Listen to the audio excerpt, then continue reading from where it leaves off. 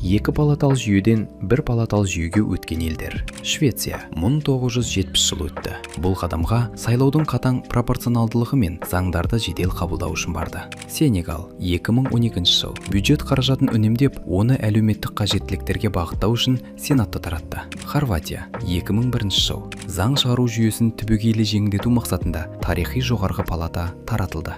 Исландия 1991 жыл тиімділік үшін парламенттің екі палатаға бөлінуінен бас тартты. Мавритания 2017 жыл жалпы халықтық дауыс беру қорытындысы бойынша бір палаталы парламентке сәт өтті. Дания 1953 жыл жоғарғы палата ескіріп, жұмысты жай ғана қайталағандықтан референдум арқылы оны жойды. Тұтастай алғанда, IPU Parlain деректер базасының мәліметінше, бүгінде әлемде 107-ден астам ел бір палаталы жүйемен өмір сүруде. Бұл әлемдегі барлық парламенттердің жартысынан астамы. Бір палаталы парламентке көшу бұл жаһандық әрі әмбебап тренд. Оны тарихи тәжірибесі мен экономикалық ауқымы әртүрлі мемлекеттер таңдап отыр. Швеция мен Даниядан бастап, Сенегал мен Мавританияға дейін. Себебі бұл тиімдірек және жылдамырақ. Әлем елдерінің жартысынан астамының бір палатаны таңдауы көп нәрсені аңғартады.